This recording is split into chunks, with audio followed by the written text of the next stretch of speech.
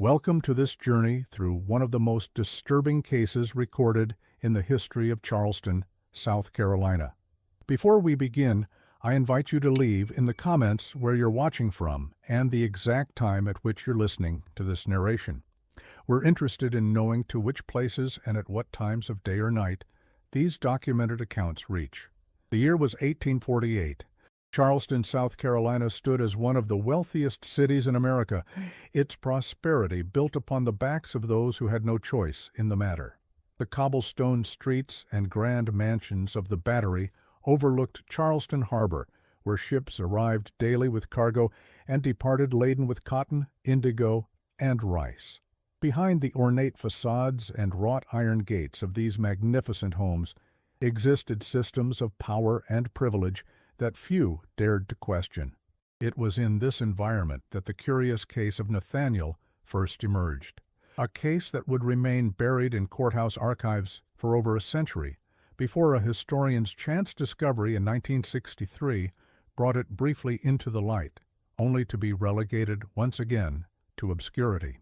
Nathaniel's story begins not with his birth, but with his unusual acquisition of property on Tradd Street, a modest but respectable two-story home that had previously belonged to his master, one Edmund Blackwood, a merchant of considerable means whose sudden death in February of 1848 sent ripples of disquiet through Charleston society.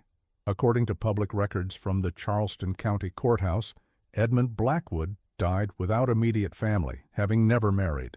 What made his passing remarkable was not the circumstances, the official cause listed as apoplexy in the death registry, but rather the contents of his will filed some 3 months prior to his death. The will stipulated that his property, including the Tradd Street house and a small but significant sum of money, would pass to Nathaniel, who had served as his personal valet for over 20 years. Such an arrangement was virtually unheard of in antebellum Charleston. While it wasn't entirely unprecedented for masters to occasionally free enslaved people upon their death, the bequest of substantial property to a formerly enslaved person raised immediate suspicion and hostility among the Charleston elite. The legal documents preserved in county archives reveal the precision with which Blackwood had constructed his will, employing language that would withstand scrutiny and legal challenge, suggesting he had anticipated resistance. The Charleston Mercury published a small notice of Blackwood's death, remarking only that he was a bachelor merchant of some standing who had died after a brief illness. No mention was made of his unusual bequest. That information spread through Charleston society by word of mouth, moving from drawing room to drawing room like a slow-burning fire. The legal battle that ensued was documented in court transcripts recovered in 1963 by Dr. I. Margaret Wilson of the University of South Carolina. These transcripts reveal that several distant Blackwood relatives from Virginia contested the will, claiming that Edmund must have been of unsound mind when drafting it. Their attorney, Charles Pinckney Hammond, argued that no man in full possession of his faculties would surrender property of such value to one who had no rightful claim to it. What followed over the subsequent months forms the core of our narrative, a tale not of supernatural horror, but of something far more terrifying. The depths of human cruelty and the weight of secrets passed from one generation to the next. The most curious aspect of the case, as noted in the court records, was Nathaniel's demeanor throughout the proceedings. Witnesses described him as eerily composed and possessed of an unnatural stillness. One court clerk noted that Nathaniel seldom spoke above a whisper and refused to meet the gaze of any white person in the courtroom. These observations, documented in affidavits and testimony, suggest a man bearing an invisible burden. The judge assigned to the case, William Cartwright, was known for his strict adherence to legal precedent. A widower in his 60s with a reputation for sobriety and restraint, Cartwright approached the unusual case with evident caution. Court records indicate he allowed both sides considerable latitude in presenting evidence, yet frequently cautioned against excessive speculation regarding matters not directly pertinent to the legal questions at hand. As we delve deeper into this story, we must understand the Charleston of 1848. The city existed in a state of constant tension. The Denmark-Vesey conspiracy of 1822, a planned slave revolt, had left deep scars on the city's psyche. The white population lived with persistent fear of uprising, while the enslaved and free black populations navigated a landscape of increasingly restrictive laws and surveillance. The city's architecture itself reflected this paranoia, with many homes featuring false doors and hidden passageways meant to provide escape routes should violence erupt. Charleston in 1848 was a city of contradictions. Its streets were lined with mansions displaying European opulence, while nearby markets openly traded in human lives. Its leading citizens prided themselves on refinement and culture, attending opera performances and literary salons, while their wealth derived from systems of brutal exploitation.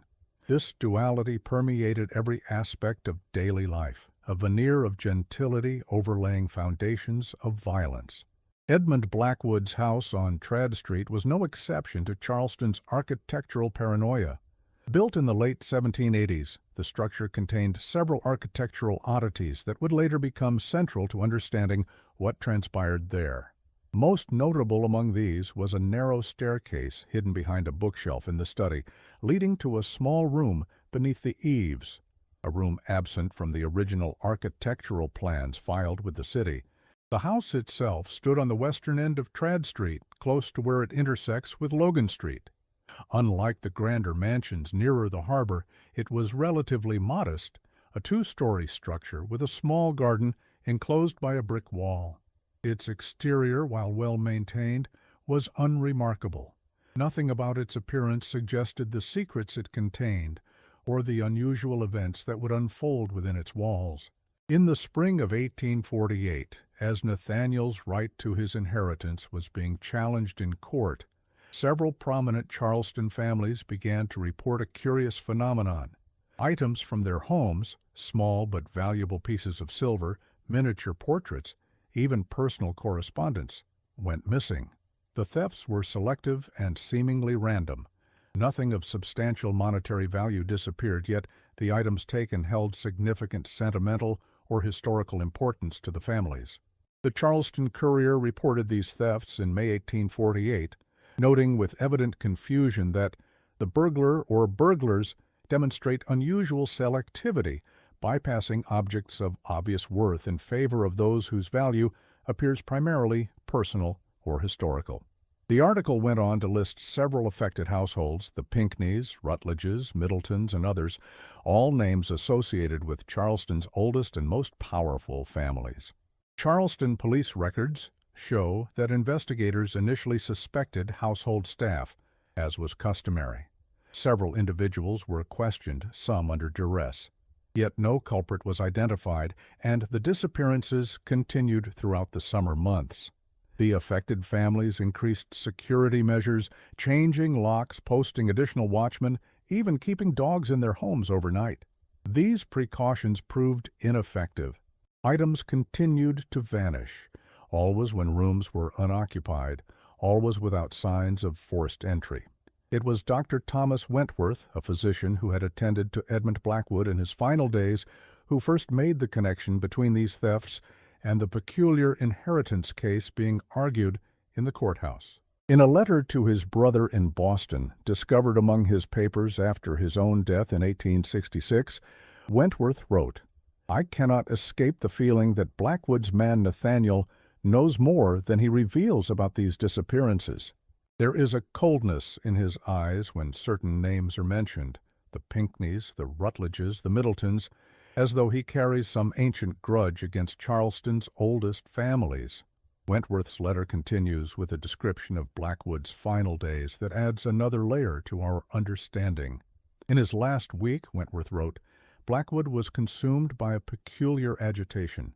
He insisted on having Nathaniel present during my examinations, and refused any medication unless Nathaniel administered it personally. At times they would exchange glances of such meaning that I felt myself an intruder in the sick room. Once, when I arrived unexpectedly early for my visit, I overheard Blackwood say to Nathaniel, "It must all come to light. I can no longer bear the weight of it." When they noticed my presence, both fell immediately silent. What Wentworth could not have known was the true extent of the connection between these families, Edmund Blackwood, and the silent man who had inherited his home. The court case dragged on through the summer heat. Witnesses were called to testify to Edmund Blackwood's mental state in the months before his death. His business associates described him as increasingly withdrawn and possessed of a nervous disposition. His housekeeper reported that in his final weeks Blackwood had taken to locking himself in his study for hours, speaking in hushed tones to Nathaniel about matters she could not overhear. Emily Richardson, who had served as Blackwood's housekeeper for 15 years, provided particularly detailed testimony. According to court transcripts, she stated, "Mr. Blackwood changed in his last year. He who had always been methodical became erratic. He would start at small noises and stare out windows as if expecting someone. Most concerning, he began to speak of his past, something he had never done previously. Once, while I was bringing his evening tea, he looked at me strangely and said, 'Mrs. Richardson, do you believe a man can truly leave his past behind him?' Before I could answer, Nathaniel entered the room, and Mr. Blackwood fell silent. One witness, a James Holbrook who had conducted business with Blackwood for many years, testified that in their last meeting Blackwood had appeared haunted by some invisible specter. According to Holbrook's testimony, transcribed in the court records, Blackwood had said something peculiar. "There comes a time when a man must pay his debts, even if others have incurred them." This cryptic statement would take on new significance as the truth about Edmund Blackwood's past gradually came to light during the proceedings. County records revealed that Blackwood had not always been a merchant of means. He had arrived in Charleston in 1820, a young man of modest background from Maryland, and had somehow managed to establish himself in the competitive world of Charleston commerce with surprising speed.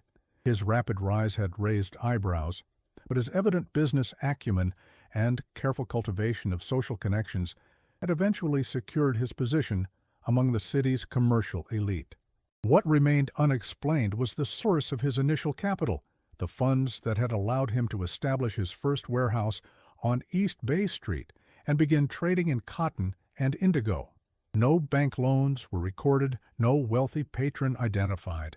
The court summoned representatives from several Charleston banks to testify regarding Blackwood's financial history. Their testimony revealed that he had opened his first business account with a cash deposit equivalent to roughly $75,000 in today's currency, a substantial sum for a young man presumably without family resources or established credit. When questioned about this initial deposit, the bank representatives could provide no insight beyond the fact that it had been made in cash rather than by bank draft or transfer. It was at this point in the court proceedings that Nathaniel finally spoke at length. His testimony, preserved in the court transcripts, presents a man choosing his words with deliberate care. Mr. Blackwood came to Charleston with something that didn't belong to him, something he took from others. He knew his time for judgment would come, and he prepared accordingly. When pressed by the judge to explain this cryptic statement, Nathaniel replied only, "It is all documented in the ledger in the hidden room." Mr. Blackwood kept meticulous records, as a man must when his conscience troubles him. This statement caused an immediate sensation in the courtroom. Court officials were dispatched to the Trad Street house to locate this hidden room and the ledger it supposedly contained. What they found would alter the course of the proceedings dramatically.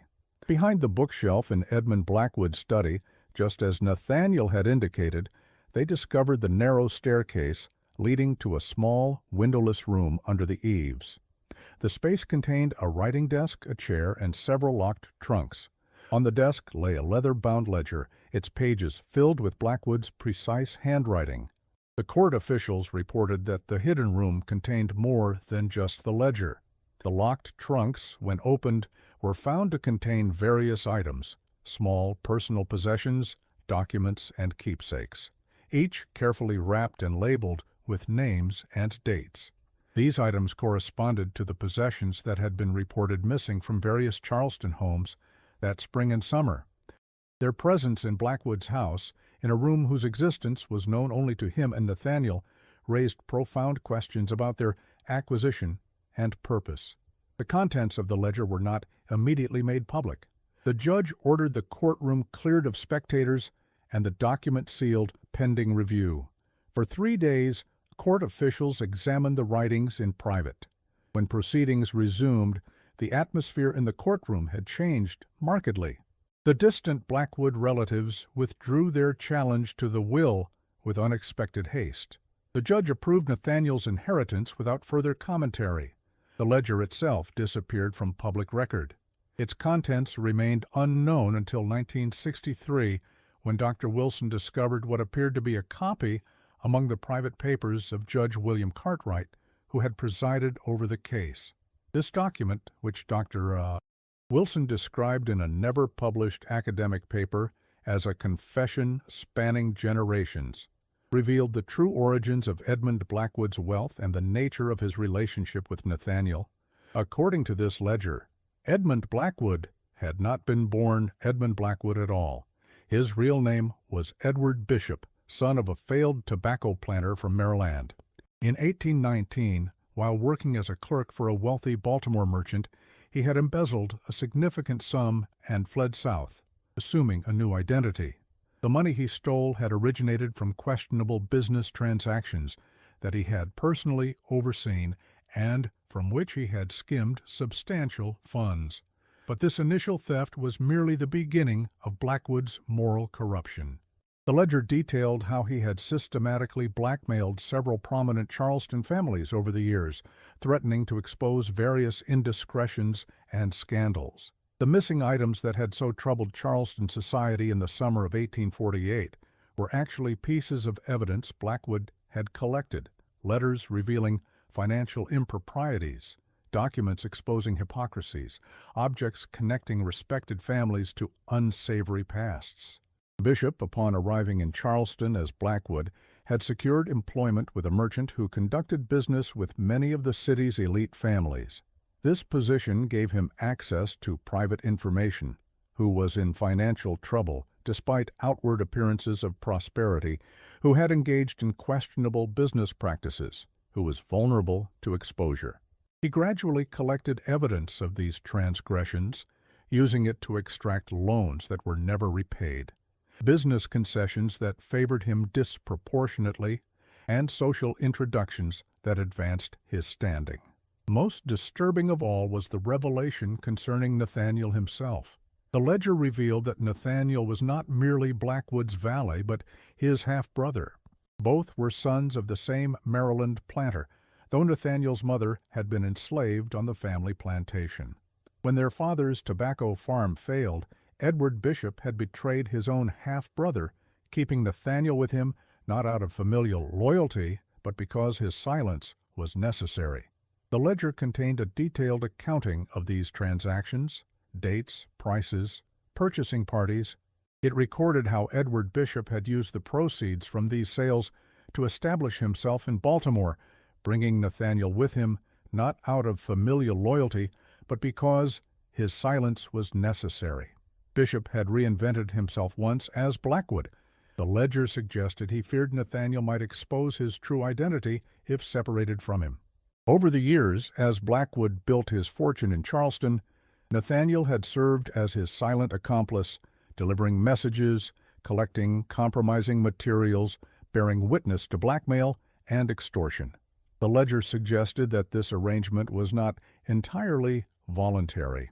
Several entries referred to Nathaniel's attempted escape in 1832 and the necessary measures taken to ensure his continued cooperation. Yet something had changed in Blackwood's final years. The ledger's later entries showed increasing preoccupation with questions of judgment, redemption, and legacy. He wrote of persistent nightmares in which he was called to account for his actions. He recorded conversations with Nathaniel that became increasingly equal in tone, less master and servant than conspirators sharing a burden of knowledge. The inheritance, then, was not an act of charity or affection, but a belated attempt at restitution, a settling of accounts that could never truly be balanced. After inheriting the Trad Street house, Nathaniel lived there for just 7 months. Neighbors reported that he kept to himself, leaving the house rarely and receiving no visitors. The house remained shuttered, day and night, with only the occasional glow of lamplight visible through the closed blinds. Mrs. Sarah Thornton, who lived in the adjacent house, provided a rare glimpse of Nathaniel during this period. In a letter to her sister in Richmond, dated June 1848, and preserved in the Virginia Historical Society archives, she wrote, "Our new neighbor, Blackwood's man, is a figure of considerable mystery. He moves about his garden in the early morning hours, tending to the plants with evident care, but retreats indoors at the first sign of others stirring. I observed him once through my upstairs window, standing motionless beside a rose bush for nearly half an hour, seemingly lost in contemplation. When I ventured to greet him over the garden wall, he responded with perfect politeness, but such brevity as to discourage further conversation." In October of 1848, a small notice appeared in the Charleston Mercury. The Trad Street house was for sale. Nathaniel had appointed an attorney to handle the transaction and had indicated his intention to leave Charleston. The house sold quickly, though at a price well below its value. The proceeds were transferred to a bank in Philadelphia, but whether Nathaniel ever claimed them remains unknown. The attorney who handled this transaction, William Brewster, left no detailed records of his interactions with Nathaniel beyond the basic documentation required for the property sale. However, one curious document was found among Brewster's papers after his death in 1859, a sealed letter addressed to N.B., with instructions that it be forwarded to an address in Philadelphia if the recipient should inquire. The letter was never claimed and remained sealed until discovered by Brewster's grandson in 1891. Its contents, a brief note reading only, "The account is settled." E.B. remained mysterious to the family, who had no knowledge of either N.B. or E.B. Charleston police records contain one final mention of Nathaniel. In November 1848, a night watchman reported seeing a solitary figure leaving the Trad Street house in the pre-dawn hours, carrying a small traveling case. The man walked in the direction of the harbor. No passenger manifest from that period lists Nathaniel as departing Charleston by ship, nor do records from surrounding counties indicate he established residence elsewhere in South Carolina. The watchman's report contains one additional detail worth noting. He described the departing figure as walking with the straight posture and measured pace of a man who has set down a great burden and now moves freely. This poetic observation, unusual in an official report, suggests that even this chance witness sensed something significant in Nathaniel's departure. For all practical purposes, Nathaniel vanished from historical record that November morning. His disappearance might have been the end of the story, but for a curious series of events that unfolded over the subsequent decades. Between 1849 and 1855, prominent members of several Charleston families, the same ones mentioned in Blackwood's ledger, reported experiencing what they described as visitations. These were not supernatural encounters, but rather moments when they became aware of being watched. A figure glimpsed through a window at night, footsteps on a porch that ceased when the door was opened, objects in a room subtly rearranged while the occupants slept. None reported actual harm or direct confrontation. These experiences were documented not in official records, but in private correspondence and diaries that came to light years later. The individuals affected shared one common factor. All had been implicated in Blackwood's ledger as having built their fortunes through particularly cruel or dishonest means. George Rutledge, scion of one of Charleston's oldest families, wrote in his private journal in April 1849, "For the third night I have been woken by the distinct impression of being observed. I rise, light a lamp, search the house. Nothing. Yet when I return to my chamber, something is invariably altered. Last night, my father's pocket watch, which I always place on the bedside table, was found on my desk across the room, opened to display the inscription within. I have doubled the night watchman and checked every lock. Yet these disturbances continue. I cannot escape the sense that I am being reminded of something. One such diary, belonging to Eleanor Pinckney, contained this unsettling entry from March 1850. Again, last night I was woken by the sensation of being observed. Upon lighting the lamp, I found my mother's portrait removed from the wall and placed facing the foot of my bed. The doors remain locked, the windows latched. I cannot shake the feeling that I am being reminded of something I wish desperately to forget. Eleanor Pinckney's diary contains numerous such entries over a 2-year period. In later entries, she begins to associate these experiences with specific memories, particularly certain business transactions from 1838 that Blackwood had apparently facilitated and from which he had obtained compromising information about the Pinckney family finances. Another account came from Henry Middleton, who wrote to his son in 1852, "I find myself unable to enjoy an evening's peace in my own study. The feeling of another's presence is constant and oppressive. Yesterday I discovered my father's signet ring, which you know I keep locked in my desk drawer, placed openly on the desk blotter. These disturbances follow me even to our summer home on Sullivan's Island. I fear my past has taken human form and now stalks me through my remaining days." Middleton's letter goes on to reference that business with Blackwood in 34, though he provides no specific details, stating only that some matters are better left undiscussed, even between father and son.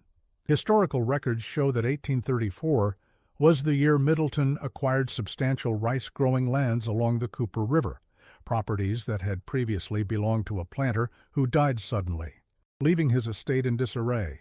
Blackwood had acted as intermediary in this transaction. Were these genuine encounters or merely the manifestations of guilty consciences? Historical record cannot provide a definitive answer.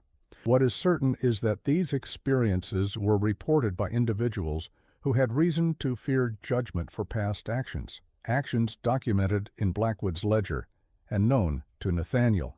The pattern of these reported visitations is itself revealing. They began shortly after Nathaniel's departure from Charleston and continued with decreasing frequency until approximately 1855, after which no further incidents were recorded. They affected only individuals specifically mentioned in Blackwood's ledger. And while these individuals did not discuss their experiences publicly, private correspondence suggests they were aware of a shared phenomenon, a collective haunting, not by supernatural forces, but by the consequences of their own actions. The Tradd Street house itself developed a curious reputation in the years following Nathaniel's departure. 4 different families owned the property between 1848 and 1861. None stayed longer than 2 years. Complaints were consistent. Unusual cold spots, particularly in the study where the hidden staircase was located, the persistent impression of being watched, objects disappearing and reappearing in different locations. The Harrington family, who purchased the house in 1850, lasted only 8 months before selling it at a loss. Mrs. Harrington wrote to her mother in Savannah, "I cannot explain precisely what troubles me about this house. It is not noises or any such obvious disturbance. Rather, it is the persistent feeling that one is never quite alone, even in empty rooms." Thomas dismisses my concerns, attributing them to female sensitivity, yet I notice he has taken to working at his office until late hours, rather than spending evenings in the study here.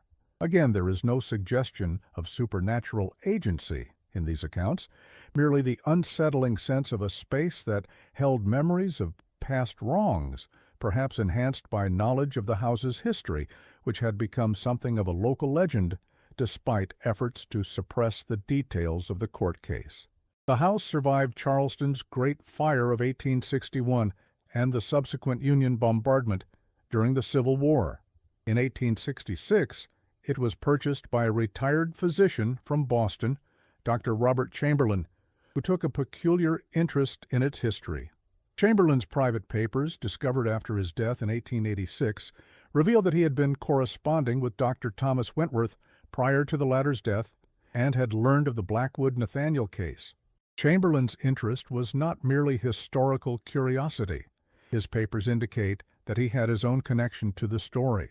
As a young medical student in Baltimore, he had briefly encountered Edward Bishop before the latter's transformation into Edmund Blackwood.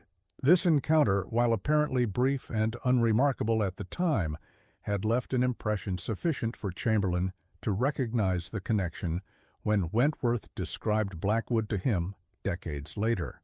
Chamberlain's journals indicate that he conducted something of a private investigation into the matter, tracking down and interviewing several individuals who had known either Edmund Blackwood or Nathaniel.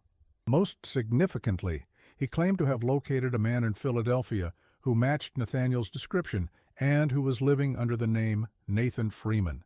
Chamberlain described his journey to Philadelphia in meticulous detail, noting that he located N.F. through records of the Pennsylvania Anti-Slavery Society, where the man had apparently been employed as a record keeper since the early 1850s. Chamberlain visited the Society's offices on Arch Street, where he observed Freeman from a distance before approaching him. According to Chamberlain's account, this individual was working as a clerk for an abolitionist publishing house and declined to confirm or deny his identity when approached. Chamberlain described him as a man of about 60 years, bearing the dignified demeanor of one who has witnessed much and survived to reflect upon it. When I mentioned Charleston, a shadow passed across his features, and he stated only that he had left certain matters behind him there and had no intention of revisiting them. What Chamberlain found most striking about this encounter was not what was said, but what was left unspoken. His journal entry notes, though he did not acknowledge being the same Nathaniel who had once resided on Tread Street, neither did he deny it.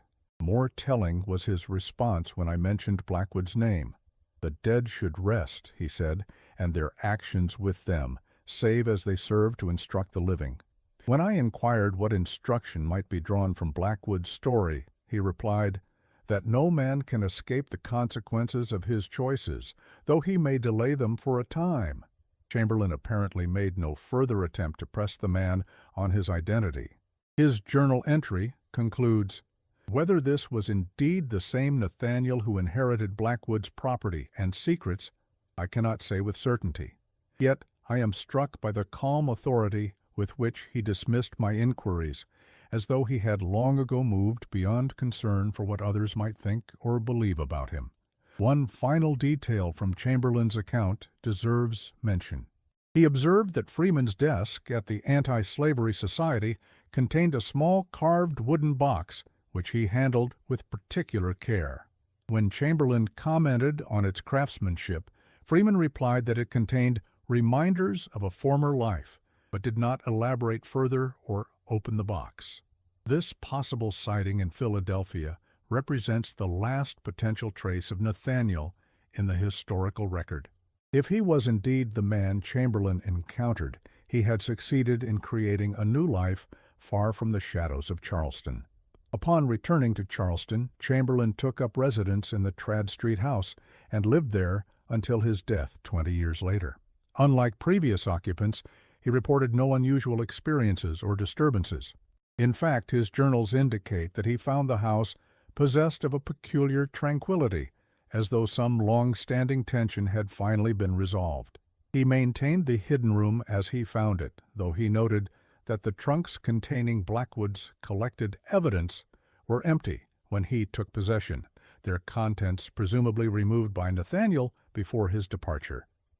Chamberlain died in 1886, leaving the house to his daughter, who sold it shortly thereafter. Subsequent owners were apparently unaware of its unusual history until the early 20th century, when interest in Charleston's historical properties began to grow. Even then, the story of Nathaniel and Blackwood remained largely forgotten, overshadowed by the more conventionally romantic or tragic narratives that dominated Charleston's historical self-representation. The story might have remained buried in archived court documents and private papers had Dr.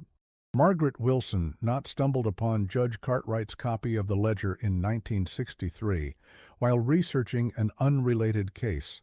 Wilson, recognizing the historical significance of the document, prepared an academic paper detailing her findings and submitted it to the South Carolina Historical Review. Wilson's discovery was not entirely accidental. She had been researching the legal history of property inheritance by formerly enslaved individuals during Reconstruction when she encountered a footnote referencing the unusual Blackwood case of 1848. Intrigued by this brief mention, she traced the case through courthouse archives, eventually locating Judge Cartwright's papers in a collection that had been donated to the University of South Carolina but never fully cataloged. The ledger she found was not the original document from Blackwood's hidden room, but rather a handwritten copy made by Judge Cartwright himself. Accompanying notes in Cartwright's hand indicated that he had created this copy for his private records before ordering the original sealed in the court archives. His notes expressed concern that the original might disappear given the prominence of the families implicated in its pages. What happened next speaks to the power of certain narratives to disturb even a century after the events they describe. Wilson's paper was rejected without explanation. When she sought clarification, she was informed by the journal's editor, himself a descendant of one of Charleston's oldest families, that her research was speculative and potentially defamatory to respected historical figures. The editor's letter, preserved among Wilson's papers, suggested that some aspects of the past are perhaps better left unexplored and questioned the authenticity of the Cartwright document, despite Wilson's careful authentication of the handwriting and paper. The letter concluded by suggesting that Wilson's academic reputation might suffer if she persisted in pursuing this particular line of research. Undeterred, Wilson approached other academic journals, only to receive similar rejections. She eventually scheduled a presentation of her findings at an historical conference in Atlanta in September 1964. 3 days before her scheduled talk, Wilson was involved in a single-vehicle accident on a rural road outside Columbia. Though she survived, her research materials, including her copy of the ledger, were destroyed in the subsequent fire. The circumstances of this accident were never fully explained. Wilson's car apparently veered off an empty straight road in clear weather conditions. No mechanical failure was identified. Wilson herself had no memory of the moments preceding the crash, a common occurrence with traumatic events, but one that left the incident shrouded in ambiguity. Wilson never returned to the Blackwood Nathaniel case. When contacted by a graduate student researching the matter in 1978, she refused to discuss it, saying only, "Some stories resist being told. This may be for the best." This statement, similar to the warnings Wilson herself had received, suggests not superstition, but a pragmatic recognition of how power operates in the construction of historical narratives. Some truths remain dangerous even after those directly involved have long passed away. Their potential to disrupt established reputations and lineages undiminished by time. The student, David Merritt, continued his research despite Wilson's warning. Using her initial notes as a guide, he located the archived court records in Charleston and began piecing together the narrative. His work brought him to the Trad Street house, which by then had been converted into a small bed and breakfast. The owner, Elizabeth Campbell, allowed Merritt to examine the house, including the hidden room behind the study bookshelf. According to Campbell, this architectural feature was popular with guests, though she maintained it had been a priest hole used during the Revolutionary War, a fiction more palatable than the truth. Campbell told Merritt that previous owners had mentioned occasional odd occurrences in the house, unexplained cold spots, the sound of footsteps when no one was present, but she herself attributed these to the normal settling of an old structure, and the power of suggestion. Once people know a house is supposed to be haunted, she reportedly told Merritt, they find evidence to support that belief. Merritt made notes on the dimensions and features of the space, which matched the descriptions in the court records. He reported finding a small, nearly imperceptible carving on the underside of the writing desk, the initials NB, followed by the word remembers. This carving, if authentic and contemporary with the events described, would support the identification of Nathaniel with Edward Bishop's half-brother, suggesting that he had reclaimed his family name, at least privately, after Blackwood's death. Whether this carving dated from Nathaniel's brief residence or was added later is impossible to determine. What it suggests, however, is that someone wished to ensure that the truth about what transpired in that house would not be entirely forgotten. Merritt's research culminated in a thesis titled Inheritance of Silence, Property and Memory in Antebellum Charleston, submitted to the University of North Carolina in 1979. The thesis received little attention outside academic circles, though it did prompt a brief renewal of interest in the case among historians of the period. This interest might have developed further had not a curious incident occurred in the university library where Merritt's thesis was stored. In 1980, a small fire broke out in the stacks, apparently caused by an electrical fault. The damage was contained to a single section, the very shelves where materials relating to Antebellum Charleston were kept. Merritt's thesis, along with several other documents he had referenced, was destroyed. The university created microfilm copies of damaged materials where possible, but reported that certain documents, including Merritt's thesis, had been too severely damaged to salvage. Merritt himself, by then pursuing a career outside academia, did not provide another copy. In a brief interview conducted in 1993 for an oral history project on Southern historians, Merritt mentioned the Blackwood Nathaniel case only in passing, noting that it had been an interesting episode that never gained traction in mainstream historical accounts. When asked why he hadn't published his findings beyond his thesis, he replied somewhat cryptically, "Some aspects of the past belong to those who lived them. Not every story is ours to tell." This reluctance, echoing Wilson's earlier reticence, suggests that both researchers may have encountered resistance beyond mere academic skepticism. The pattern of document destruction, convenient accidents, and scholarly dissuasion surrounding this case points to a systematic effort to suppress a narrative that challenged established historical representations of Charleston's past. And so the story of Nathaniel and Edmund Blackwood receded once again into historical shadow, emerging occasionally in fragments. A footnote in a study of probate law, a passing reference in a book about Charleston architecture, a brief mention in a genealogical study of the fabricated Blackwood lineage. The Tread Street house still stands today, though it has changed hands many times since Elizabeth Campbell's ownership. It remains a popular stop on Charleston historical tours, though guides typically focus on its architectural features rather than its more unsettling history. The hidden room is sometimes mentioned as a priest hole or Revolutionary War hiding place, its actual purpose obscured by more marketable historical fictions. In 1992, during renovations to shore up the foundation, workers discovered a small metal box embedded in the mortar beneath the house's eastern wall. The box contained several items: a tarnished silver locket containing a lock of dark hair, a folded document that crumbled upon exposure to air, rendering its contents illegible, and a small leather-bound notebook. This notebook, though water-damaged and partially illegible, contained what appeared to be a personal diary.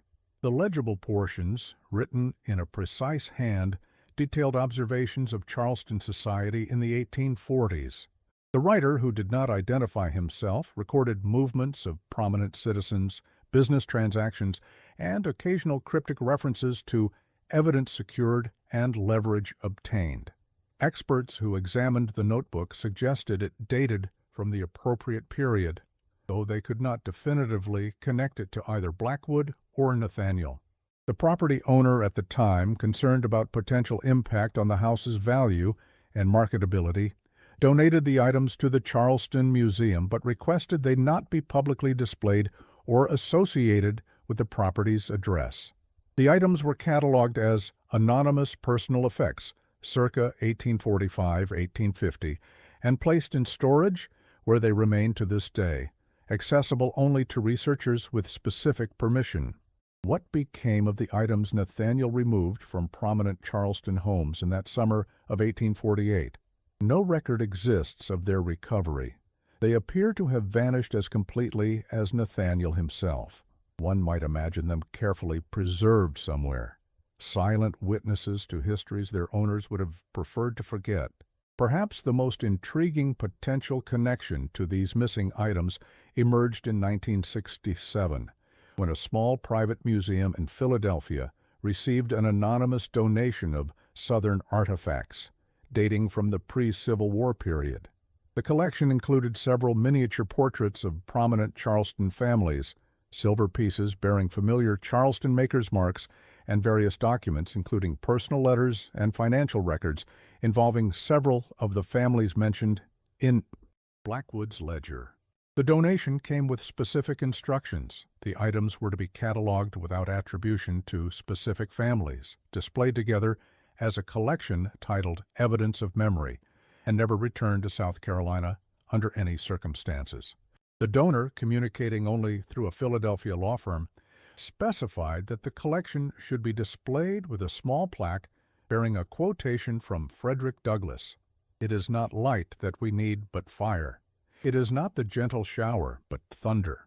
We need the storm, the whirlwind, and the earthquake." The museum curator who received this donation, Dr. Rebecca Stern, attempted to trace its origins, but found the law firm unwilling to provide any information beyond the written instructions. In her notes, preserved in the museum's archives, Stern wrote, "The collection has the quality of evidence carefully preserved, items selected not for their monetary value, but for their capacity to document something. They feel like pieces of a story someone wanted to ensure would not be entirely forgotten." Was this collection the work of Nathaniel, preserved through the decades and finally made public in a controlled manner? The timing, 1967, is suggestive, coming shortly after Dr. Wilson's initial discovery of the case and subsequent accident. If Nathan Freeman of Philadelphia was indeed Nathaniel, he would have been long dead by the 1960s, but might have made arrangements for the preservation and eventual revelation of these materials. The true power of this story lies not in any supernatural element, but in its demonstration of how the past refuses to remain buried. The consequences of actions echo through generations, remembered even when written records are destroyed or suppressed. Edmund Blackwood understood this when he meticulously documented his sins, perhaps hoping that confession might lead to some form of absolution. Nathaniel, too, seems to have recognized the power of memory, both as burden and weapon. By disappearing with knowledge of Charleston's darkest secrets, he ensured that those implicated would live out their days in uncertainty, never knowing when or how their pasts might return to confront them. The ledger itself serves as a powerful metaphor for historical memory, detailed, precise, yet vulnerable to destruction and suppression. Its contents threatened not just individual reputations, but an entire social order built on carefully maintained fictions of honor, respectability, and natural hierarchy. By recording the mechanisms through which wealth and power were actually accumulated and maintained in antebellum Charleston, Blackwood created a counter-narrative to the romanticized self-representation of Southern aristocracy. This pattern of revelation and suppression, of truth emerging only to be buried again, continued well into the 20th century with the experiences of Wilson and Merritt. Their attempts to bring this history to light met with resistance that cannot be dismissed as mere coincidence.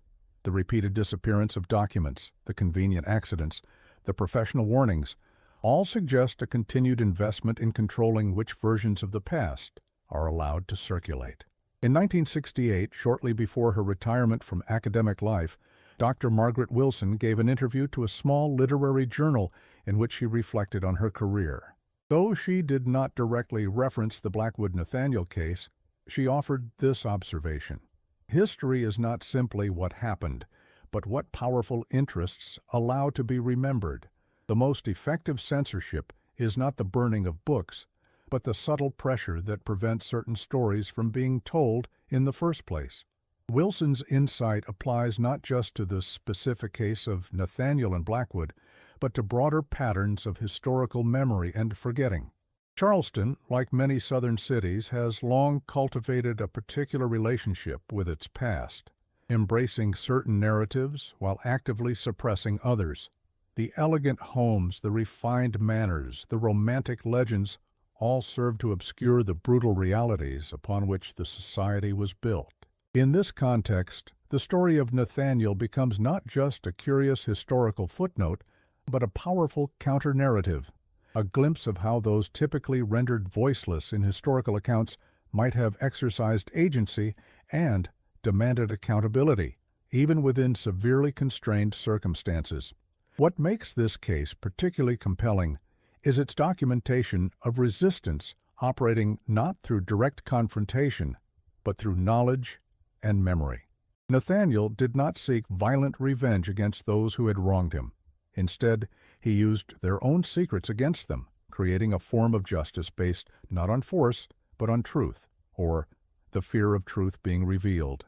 Perhaps the most fitting epilogue to this story comes not from historical documents, but from an observation made by the current owners of the Tradd Street house. During renovations in 2002, workers discovered a small tin box sealed within a wall cavity near the hidden staircase. The box contained a single item, a miniature portrait of a man dressed in the style of the 1840s, his expression dignified and resolute. The portrait was professionally executed, suggesting it was commissioned by someone of means. The subject wore a simple dark coat and white collar, his posture formal but not stiff. What struck those who viewed it was the direct gaze. The subject looked out from the frame, not with subservience, but with clear self-possession. No identification accompanied the portrait, no name to confirm the subject's identity. Yet the current owners, when interviewed for a magazine feature on historic Charleston homes, reported a curious feeling upon viewing it.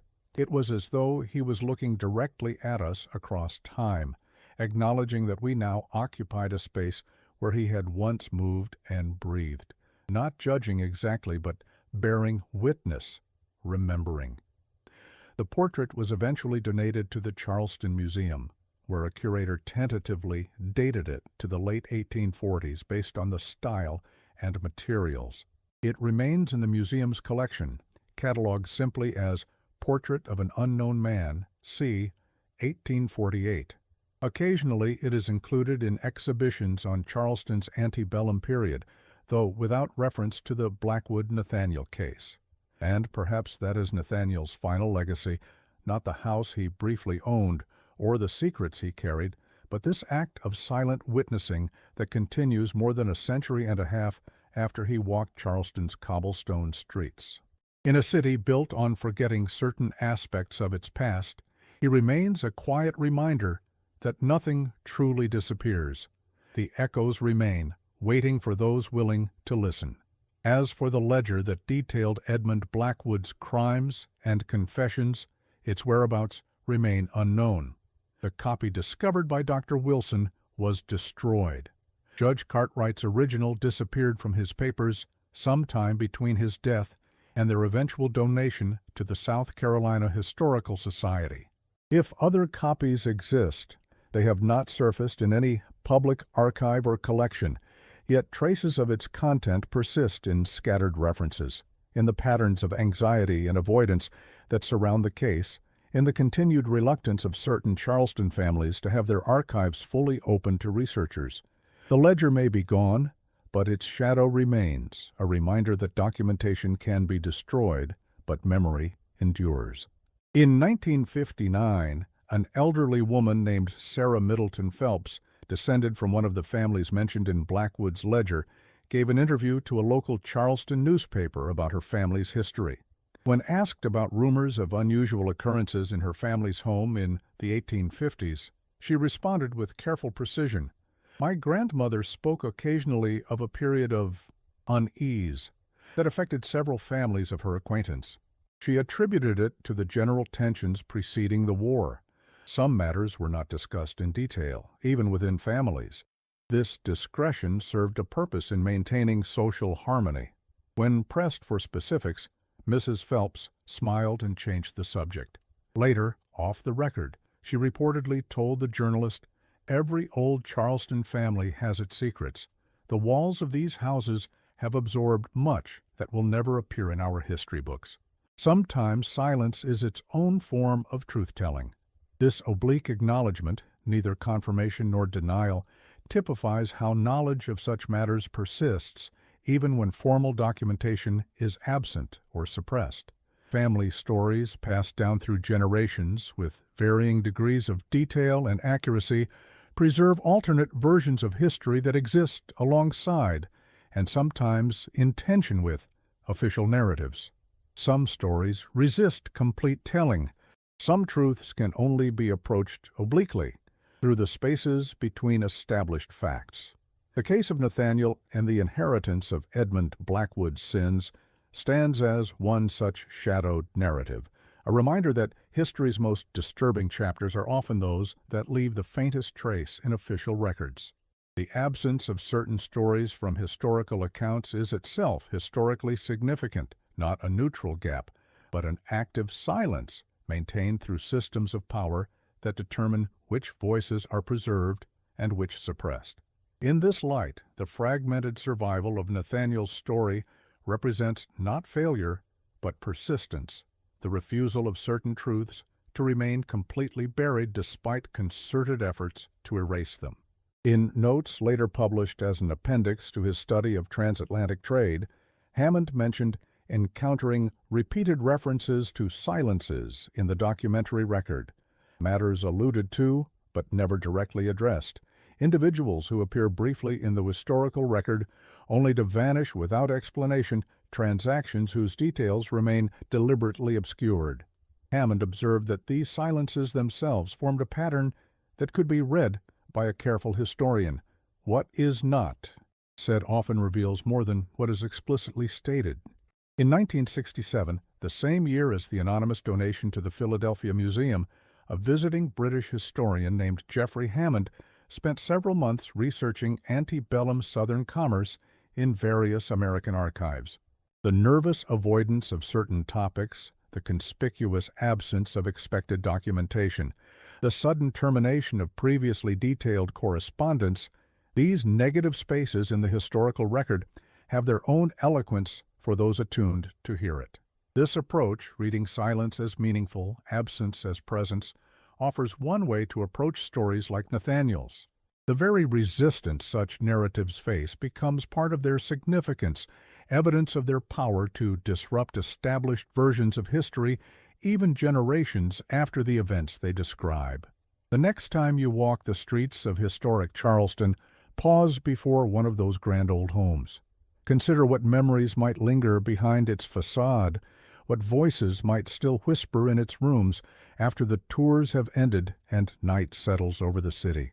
Not ghosts in the conventional sense, but the persistent echoes of truth that refuse to be silenced completely. For as Nathaniel understood, and as Edmund Blackwood learned too late, what is remembered has power. What is forgotten is not necessarily gone. And sometimes the most terrifying prospect is not some supernatural visitation, but simply being forced to confront one's own past actions in the clear, unforgiving light of day. Perhaps the final word on this matter should come from the sole piece of writing potentially attributable to Nathaniel himself. In the Philadelphia Museum that received the anonymous donation of evidence of memory, the collection includes a small piece of paper found inside one of the silver pieces. Written in a precise, educated hand, it contains just 3 lines. "I hold no grudge against the dead. I keep these items not for vengeance, but for truth. What is remembered lives. Whether these words were indeed written by Nathaniel or by some later custodian of these materials, they capture the essence of this strange and haunting case. Not a tale of supernatural horror, but of the very human horror of accountability deferred but never entirely escaped, of secrets preserved across generations, of memory as both burden and power. In Charleston today, the Trad Street house stands renovated and beautified, its dark history subsumed within more marketable narratives of Southern charm and elegance. Yet for those who know where to look, traces remain. The hidden staircase now presented as a quirky architectural feature, the small carving beneath the desk, the portrait of an unnamed man whose gaze still challenges viewers from across the centuries.